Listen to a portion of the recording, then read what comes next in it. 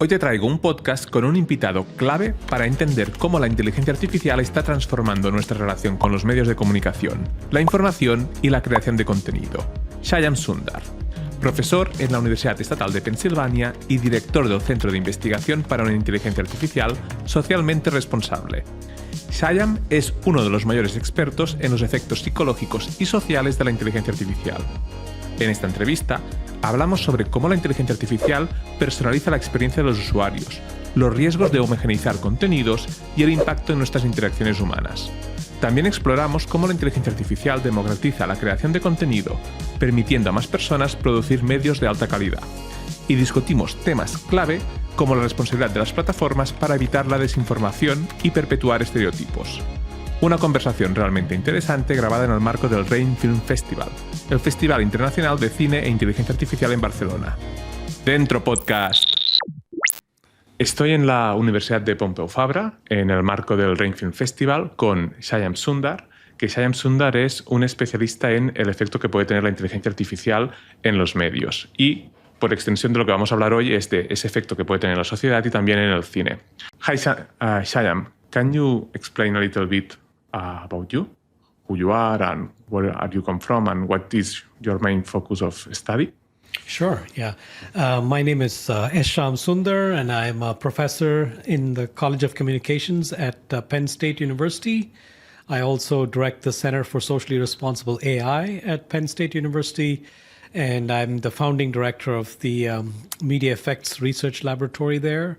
I study the effects of media, generally speaking, more specifically effects of media technologies, and even more specifically effects of affordances of media technologies, particularly interactive media.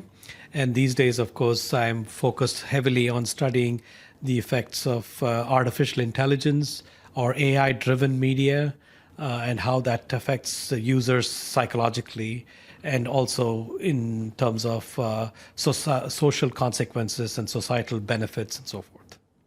So we can say that the way we consume media build our vision of the world, how we interact with the media, but also in some way how we interact with the other people. How do you think that in the future, people who has grown up with this kind of media, with artificial intelligence, will build this perspective of society and even his whole reality, how we interact with it? Yeah, I think that's an interesting thought experiment at this point, because we have just seen the arrival of generative AI in the recent couple of years or so. And then before that, of course, we had mobile devices as kind of the big transformational technology. And prior to that, the internet, the previous decade.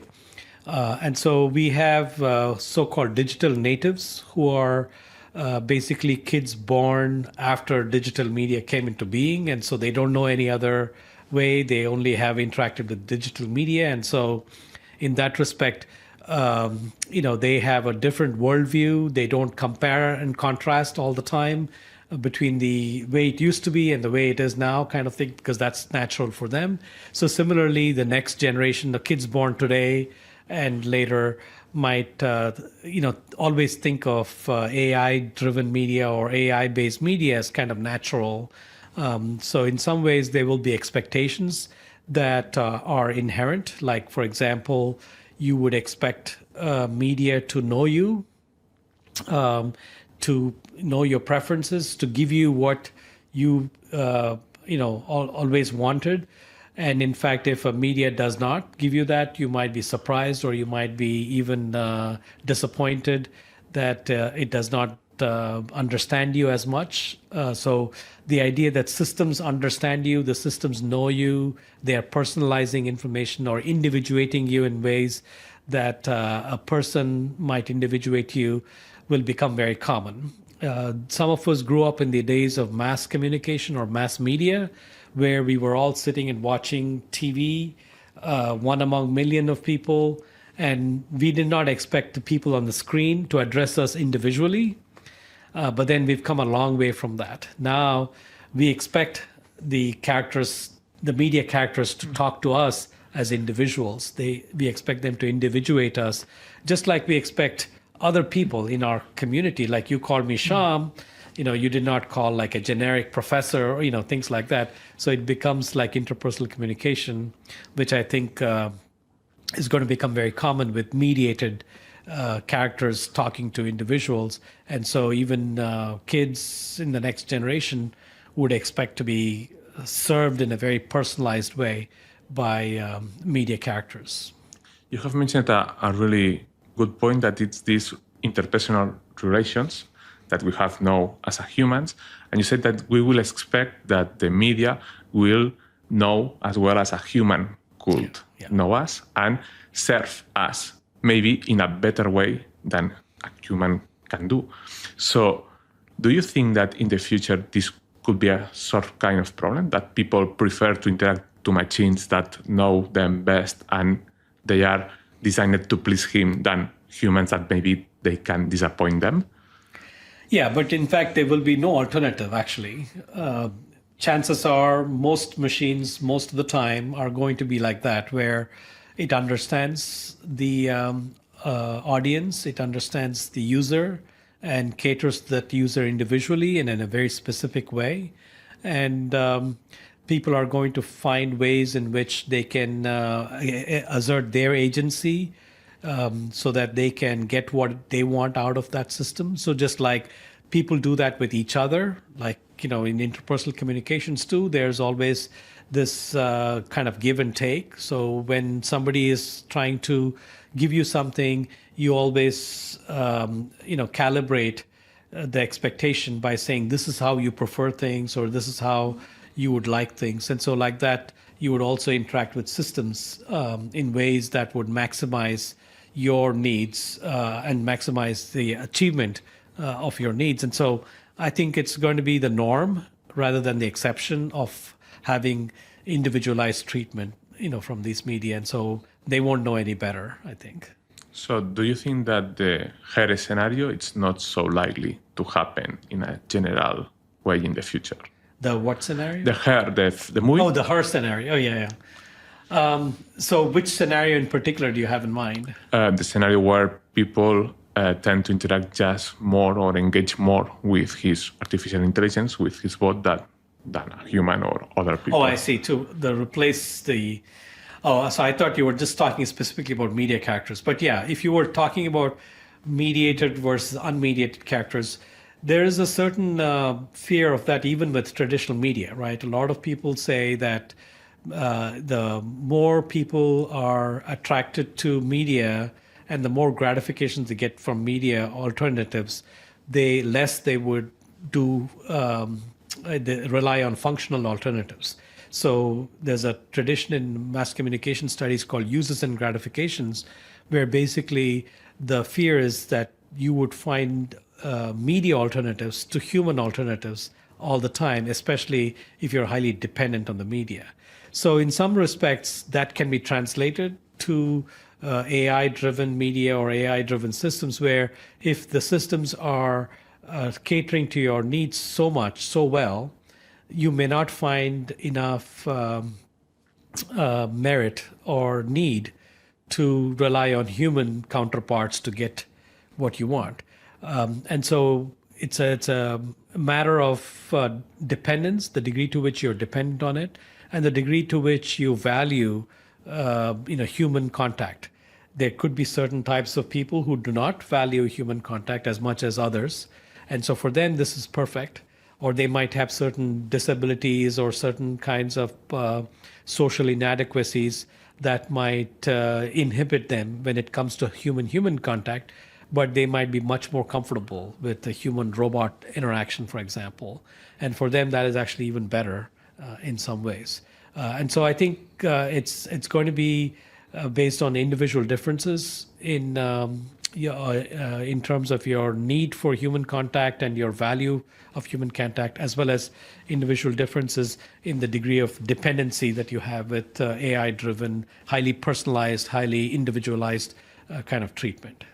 But this need for human contact can be conditioned by the way that you has been born up, grow up in an ambient where media characters are the rule. So you maybe don't need to experience this real need for human contact. This can condition the way it could be the world. Yeah, I mean, that's certainly an empirical question at this point, whether that could happen. But that's something that has been with us in the history of media. This is not a new concern, because even with television, parents were always concerned that if kids watch too much television, they will not play with other kids that much in the playground. Nowadays, they're concerned that if they're playing games on consoles, they won't play games on the playground, right? Or if they're on the phone a lot, they will lose contact in terms of. But in many ways, digital natives have shown that they have different ways of adapting to these technologies than anticipated by people who are from the analog world. So, for example, a lot of kids who are on mobile phones are actually in much higher contact with other humans because of the mobile phone, because they are in much closer contact, day-to-day, minute-to-minute contact. They are also on social media much more. So in some ways, you could make the argument that actually enhances the level of human-human communication because they are enabled by these technologies to be in more constant touch and not far removed from human touch. So in that respect, maybe AI-driven media could be resulting in people having much richer relationships with each other, and also take away some of the clutter from the relationships by ruling out things that might result in dead ends. So, for example, you could have very intelligent smartwatches that say, that lady across the room, she has the same background as you. You have a better probability of hitting it off with her than this lady on this side of the room. And so you would make a more strategic move in terms of going and meeting her and saying hello in the cocktail party than to this other person, because you have some prior exchange between your smartwatch and that lady's smartwatch that gives mutual confirmation ahead of time of potential match. So things like that. That's just one example, a micro case, but things like that could make human-human contact more efficient as well as perhaps richer. We have introduced it in short way two concepts. One is efficiency of the machines that always boost the efficiency of everything, and the other thing is the agency of the artificial intelligence. In the keynote you mentioned the agency in content creation, but now you have introduced it in some way the agency in relation creation of between humans. How we have to manage this, the agency of artificial intelligence, both in content creation or both in other fields? Yeah, I mean, this is already here to stay. I mean, you already experienced this with your autocomplete. As you're typing in something in your phone, it completes the sentence or it completes the word, right? So that's a bit of agency. It's showing agency, saying, hey, I know what you're going to say. Let me do it for you. Or if you're sending a message to somebody on Gmail, it completes the rest of the sentence. Sometimes it might remind you, your colleague here, his birthday is today, wish him, right? That's agency. It's showing some agency in terms of helping you have a better relationship with him by reminding you at the right time to wish him on his birthday. So these are ways in which it can be helpful to humans, the machine agency. And so the idea is to leverage that to your advantage.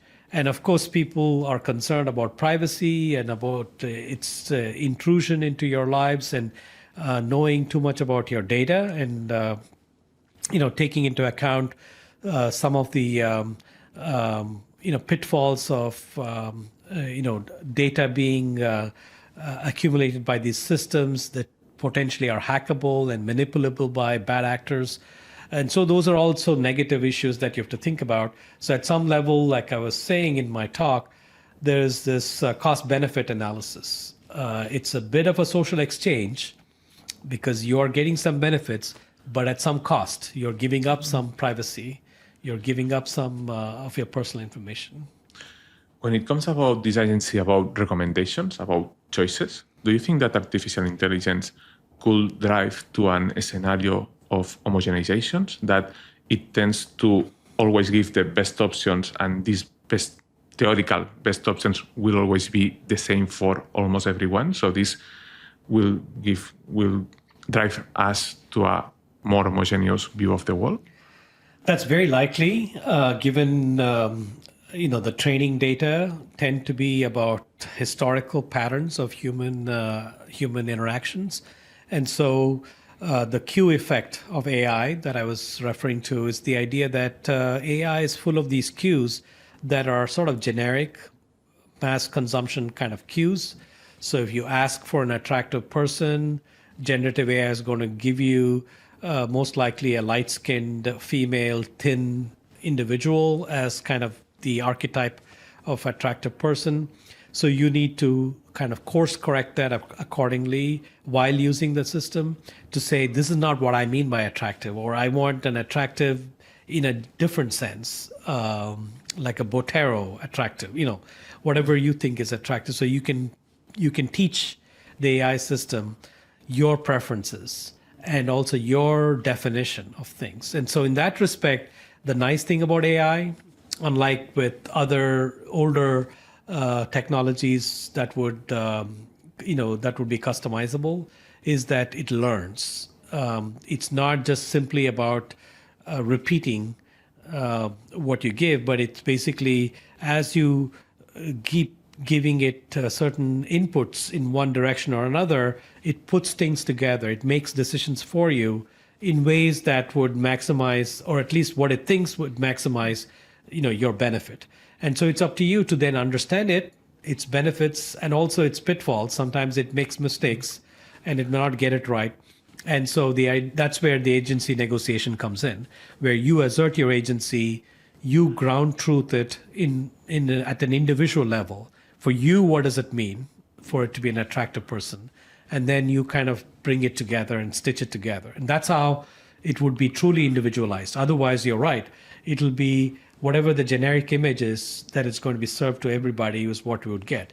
Now, most people may not be ready to engage in it in such a meaningful, deep manner, and that's a concern. And that's why I always advocate against, falling for the Q effect, which is driven by these heuristics or mental shortcuts.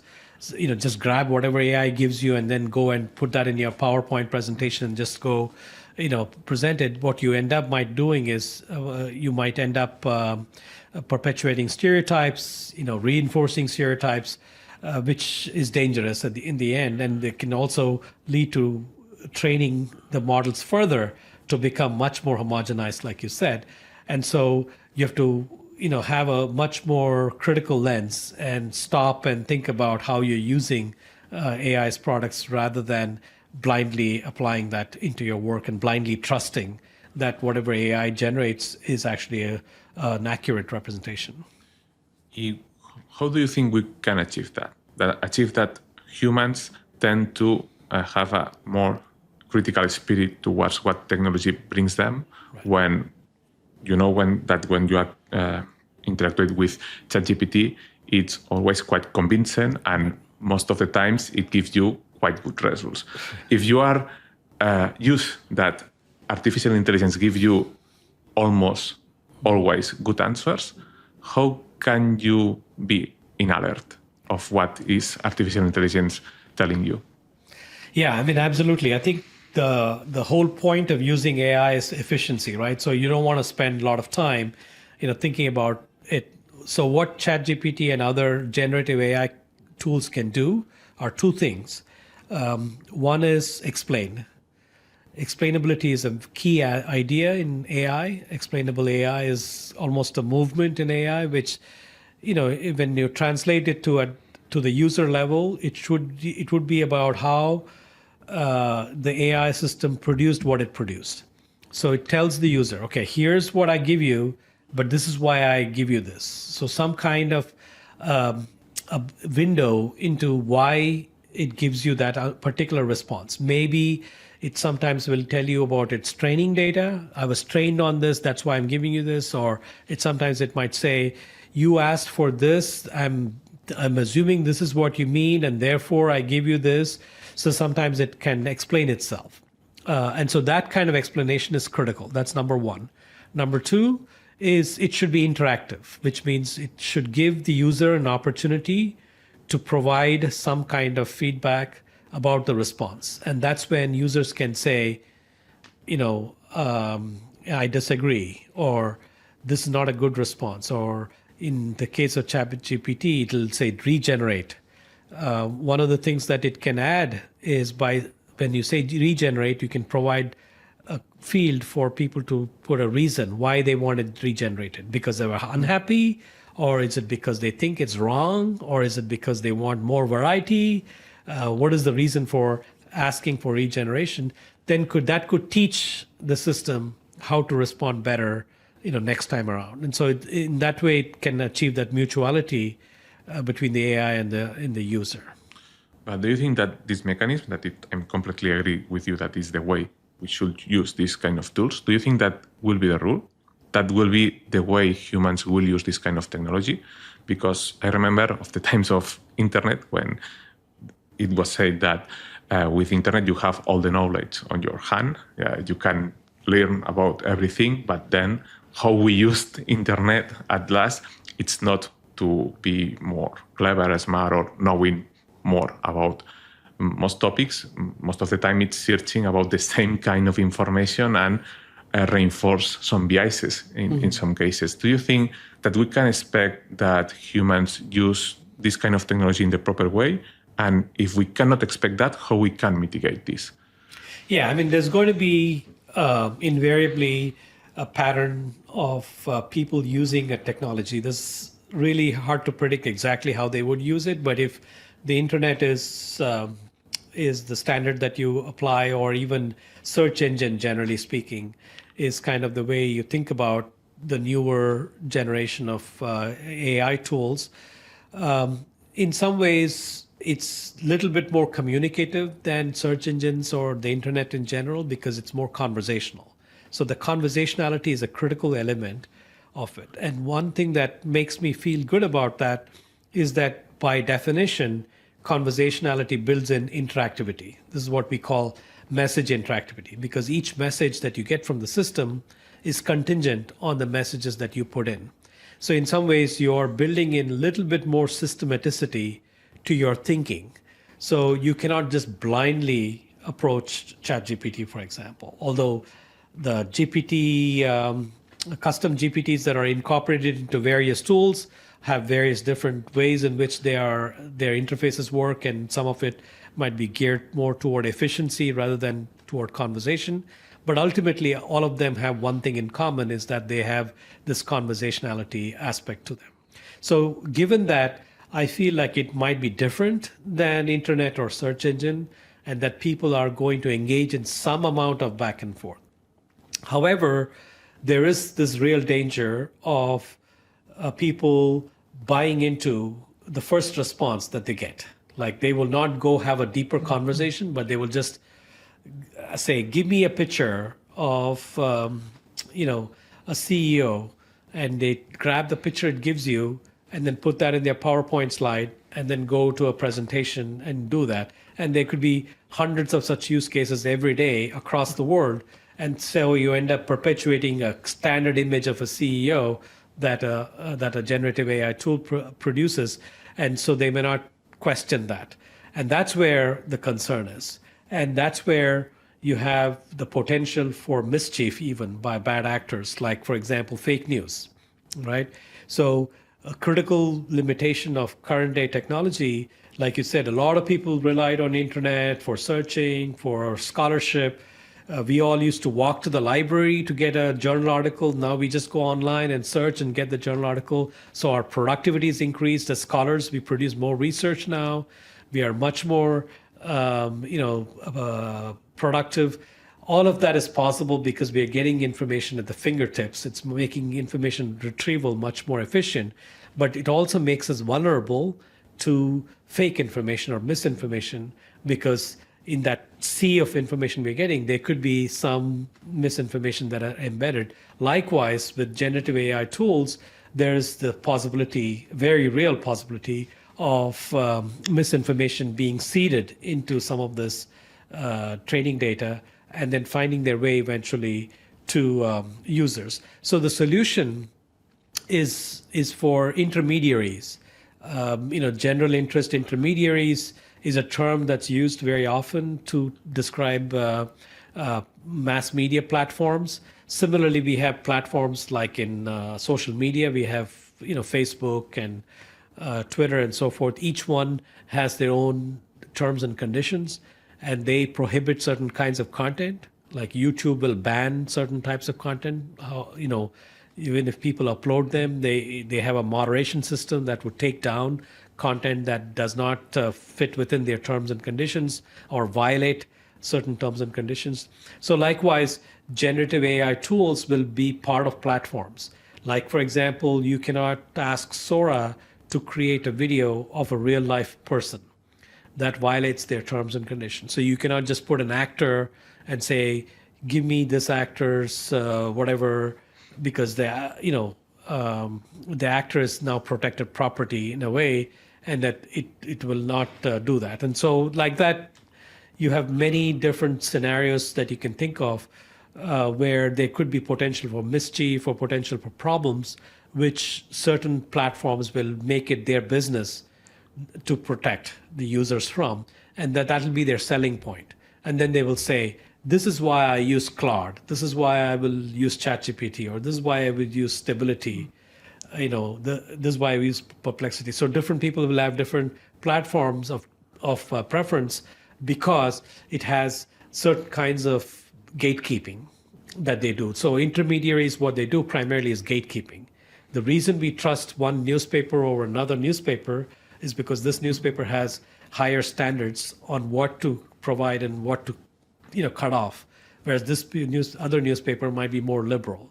So in the United States, we trust New York Times much more than we would say, let's say, National Enquirer, because National Enquirer is like more of a tabloid press, sometimes might produce fake stuff, whereas New York Times has high editorial standards, and therefore we trust that more. So likewise, we'll have more platformization of some of these generative AI tools. That's what I predict, given already trends of so many tools coming up in the marketplace. Do you think this can be also an issue where platforms can generate content in an easier way, in such sometimes more or less ideological way, in order to shape their consumers, in order they stay more time in the platforms? They have sort of different kinds of interest. Do you think that technologies like artificial intelligence can boost this kind of risks? Absolutely. In fact, that's been the big concern with social media, especially with TikTok and Instagram and other kinds of media that automatically keep giving you content based on your viewing, because the idea there is that the algorithms are constantly figuring out what's keeping you in the platform, and the goal is to keep you in the platform. And this is what has been the big complaint. Even there's been congressional hearings about it in the U.S. against big social media platforms, and there are concerns that commercial interests drive platforms to keep eyeballs on that platform. And so there have been now rules across the world in several countries that prohibit platforms from engaging in this kind of behavior, from deploying algorithms that try to keep people in that platform, and often will require some kind of interjection in the form of warning labels or some kind of a label that warns users that they've been on this platform for so many minutes or whatever, so that they have to hit a button to continue, kind of thing. And so in that respect, there are some guardrails that are being built. They were still kind of slow in that process. Technology is obviously, raced ahead, and we are still catching up.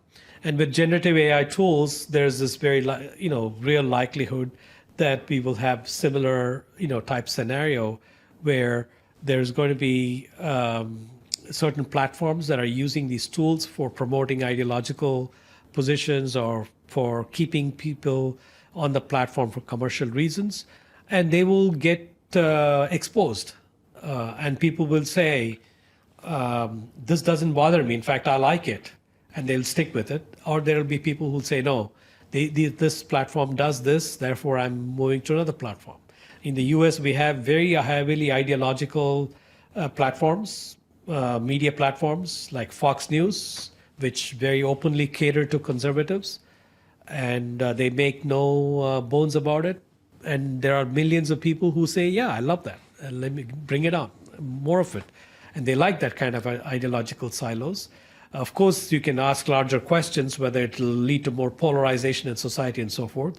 But in terms of choice, the users ultimately have choice whether to choose or not to choose those kinds of ideologically driven or commercially driven platforms, because it ultimately is a cost benefit. Like I was mentioning in my talk, where whatever you're getting, is it worth the cost of maybe being a party to this ideological or commercial interest, or giving up some of your personal information to the system and so forth? Yeah.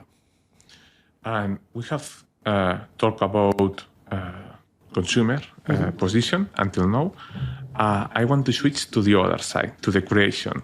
How do you think, in a broad way, will impact artificial intelligence in the creation of new kind of media, or in the quantity of the media that will be created? Yeah, I think in general, all kinds of media are now possible for even laypersons to create.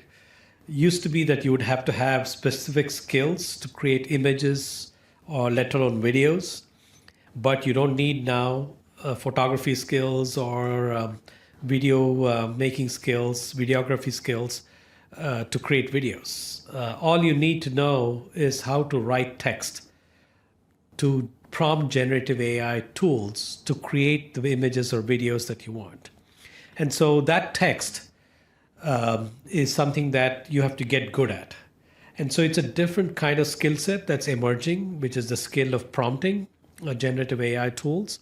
And so from a creation perspective, people have to envision what they want to see in the ultimate product, ultimate media product, in ways that can make them put it down on paper, put it down in the form of text. And then they also have to figure out ways in which the systems interpret their text. And so it's a bit of an interactive, bit of a dialogue between the system and the user and the creator. And it's also evolving. The systems keep learning better and better. And so it's not something that is static. It's not something like, today I will take a prompt engineering course and I'll know how to create generative AI products, because tomorrow it'll be different. So it's a constant dialogue that you would engage in. So creation is now, in some ways, a much more thoughtful activity because you're now doing it in ways that would render the creative idea that you have in your head onto text in ways that can communicate and convey that and get generative AI to kind of operationalize or materialize what abstract idea you might have in your head. But here, my concern is that at least is if we can automatize the content production or many people is able to produce content. In fact, this in some way happened with the new digital ways of creation that has emerged a lot of content creation. Do you think that this will boost the diversity? This will homogenize the new kinds of creations? It will generate more diversity, but in the other side, there will be more homogenic content that will be the rule. So at the end, despite there is new ways of communication, we will focus on the standard. How do you think this artificial intelligence can impact in this scenario? Yeah, I think I'm more optimistic than that in this particular case, because I feel like there is this real opportunity with generative AI to push back on the kind of the received wisdom, if you will, or on the standard way of doing things. And so when it produces things that are very stereotypical, there are ways to get back at that system saying, no, this is stereotypical, I want it in a different way.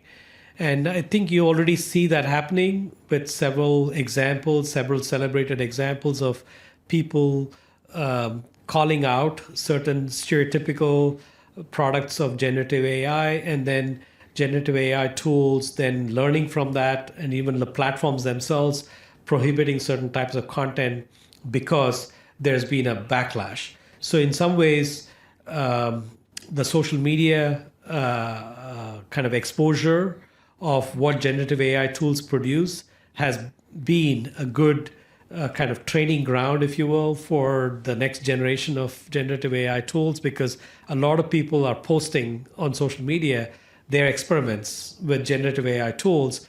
And then that is in some ways informing the design of the next version or the next generation of generative AI tools. So for that reason, I'm more optimistic that we will not end up with very homogenized. Of course, there are going to be a lot of people at the first cut, just buying into whatever the system produces, but there's going to be enough a number of people who will push back.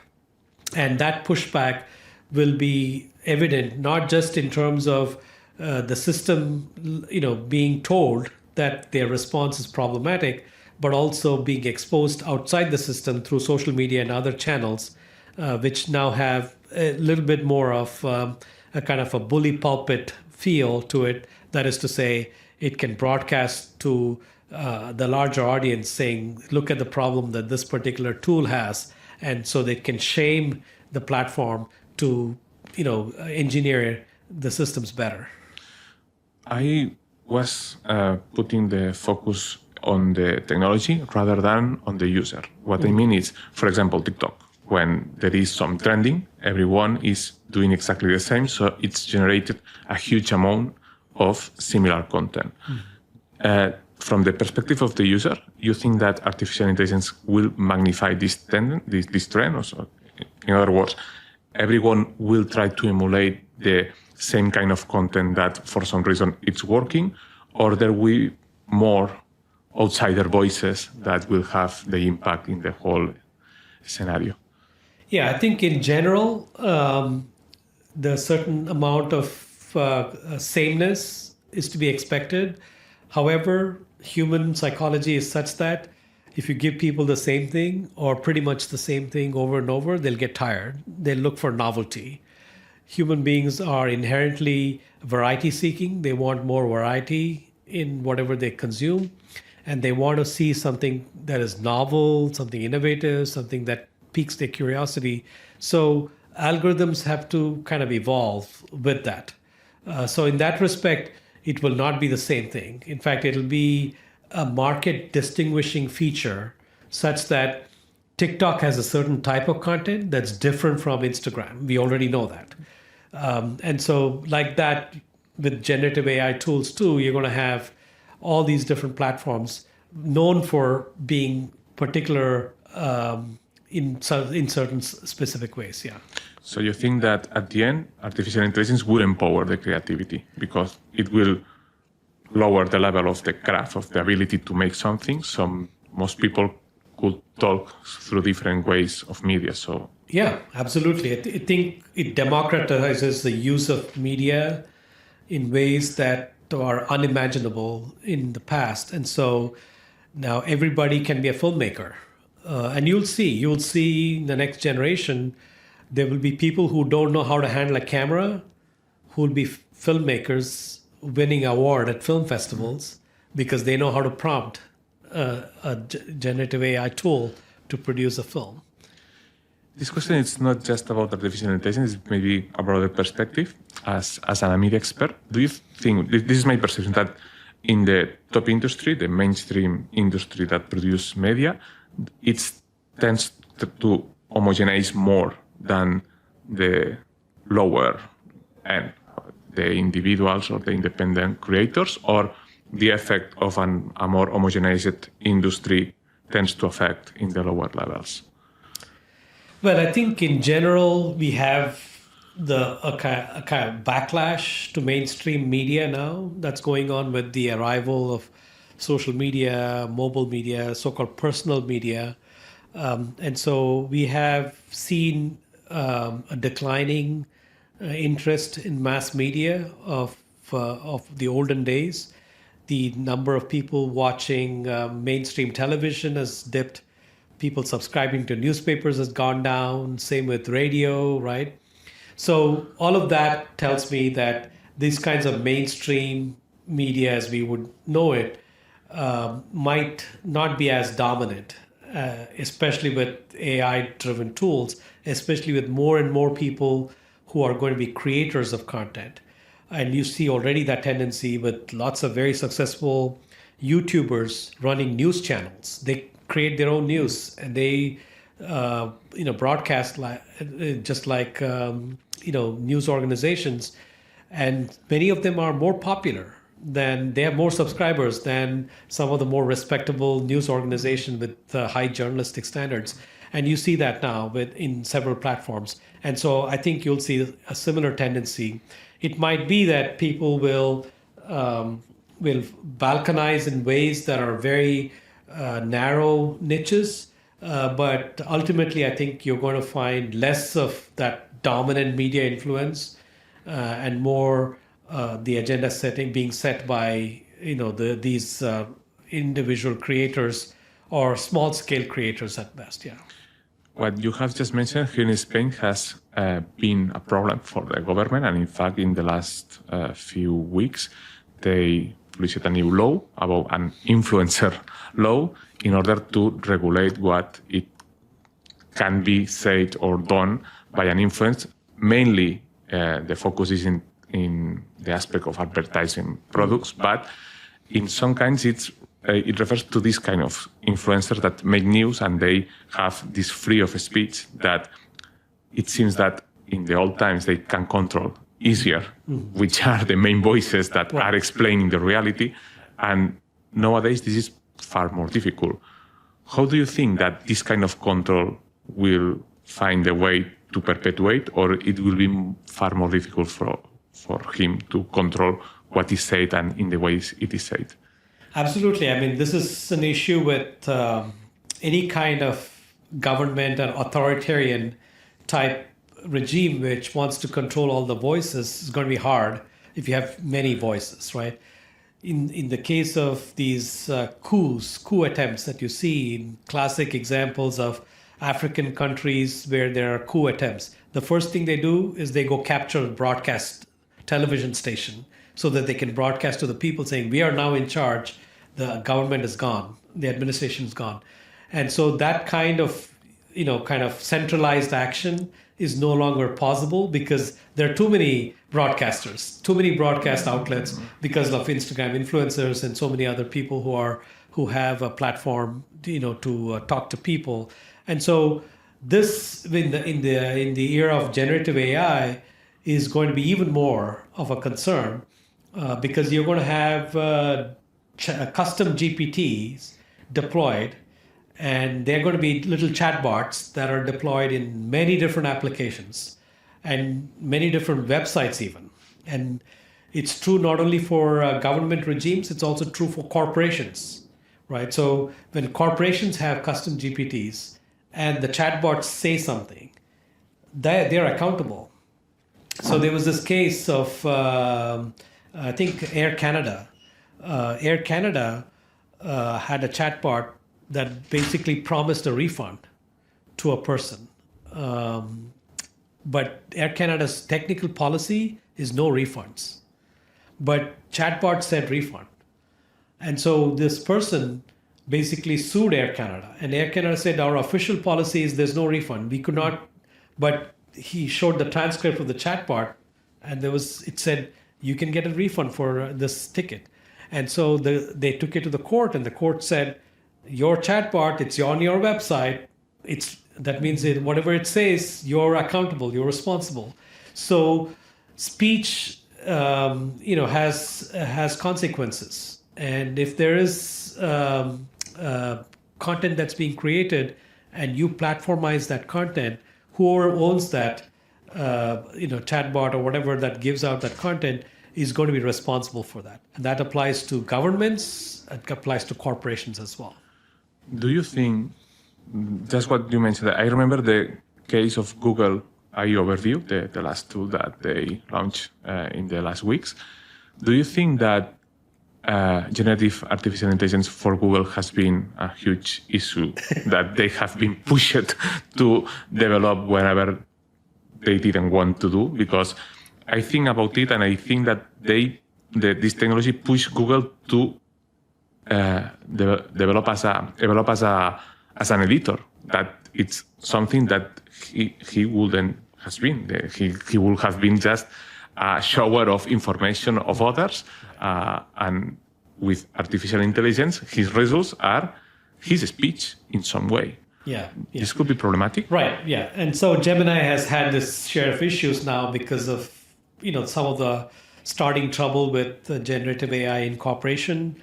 And Google itself has established as a kind of a cultural entity in all our heads, in our psychology.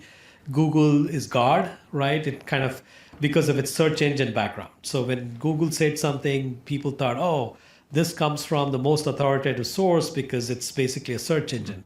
But now when you add generative AI to it, then it can go and hallucinate. That part of it was not part of Google before, but now it is part of Google through Gemini.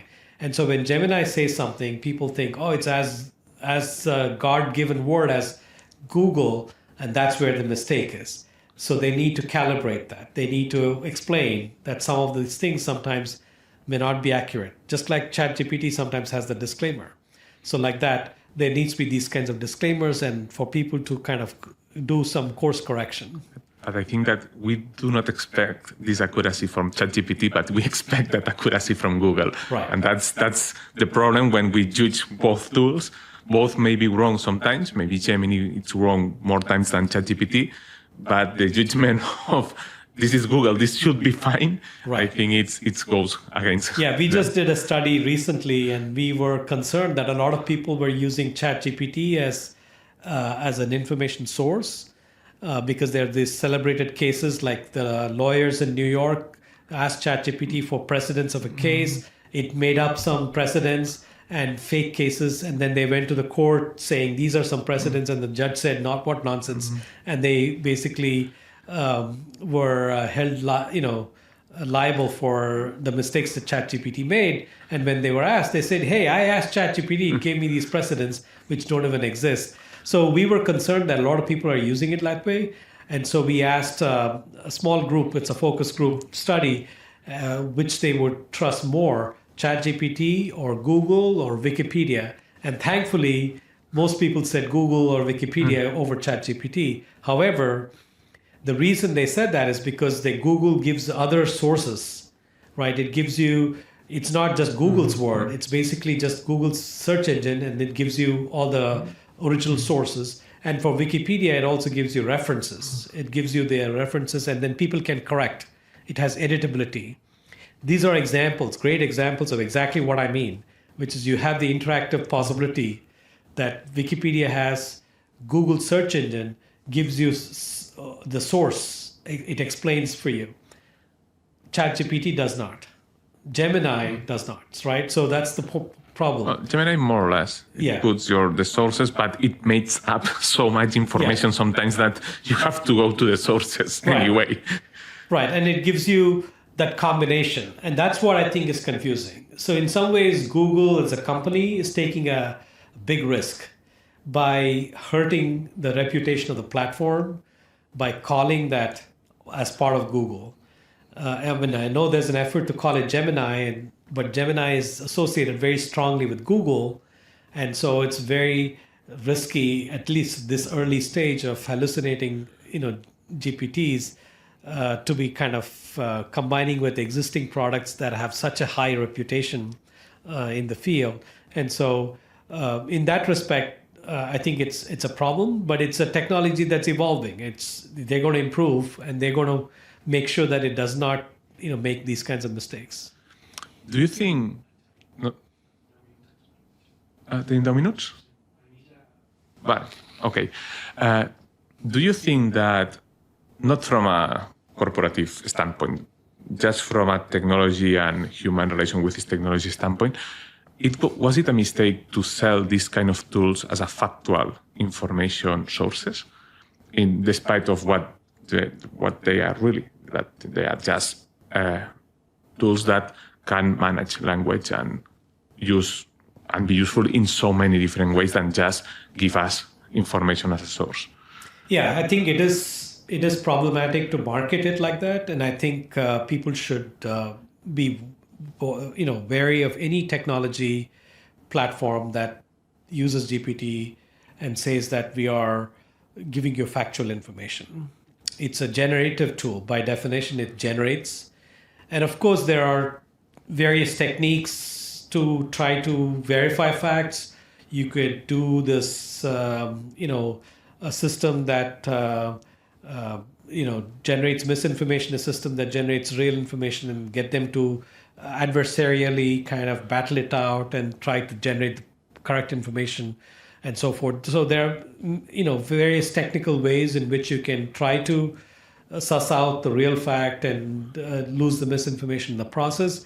But the nature of the technology is such that ultimately, fundamentally, it's about guessing the next word.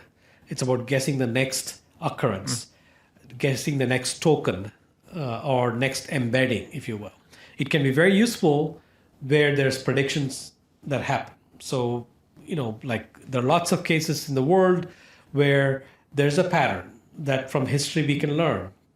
Health, for example, if you do the embeddings in the right way, and if you have a health history of this happened then, this happened at the age of 35, this happened at the age of 40, this will happen at the age of 45, because there are hundreds of people who had similar situations.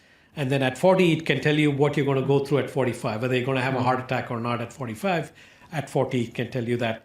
So that kind of prediction is possible with that kind of, but you need to know what kind of prediction you're using these tools for, and to just, use it as a journalistic tool for facts, verifying facts. This is not the most accurate use of it. It's not a database in that respect. There are lots of better database lookup tools and so forth, for those kinds of functions. And so you need to figure out what kind of factual prediction you want to make. So I wouldn't even think about it as fact versus not fact, but it's more in terms of whether it's predictive versus not predictive.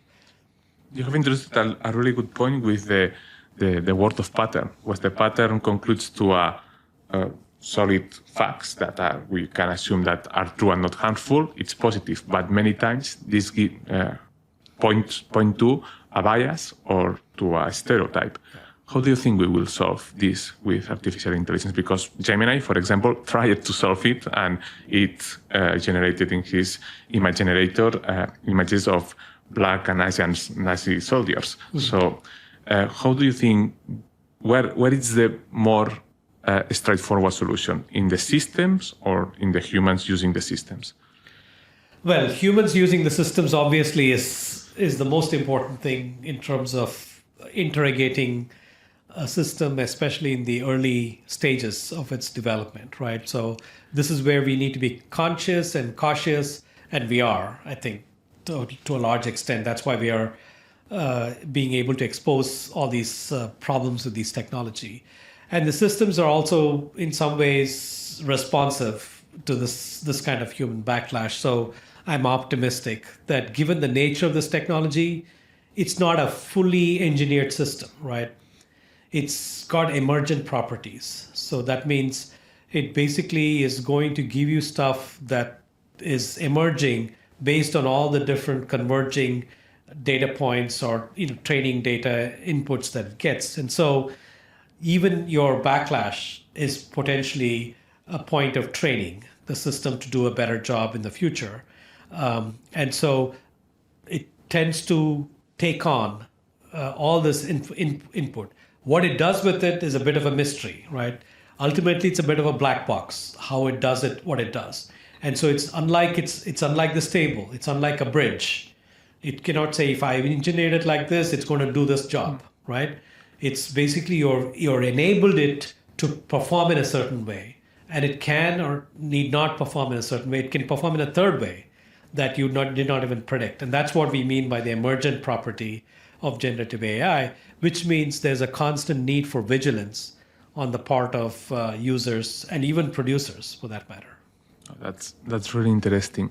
To conclude the podcast, we started with a big question, so we try to finish with another big one.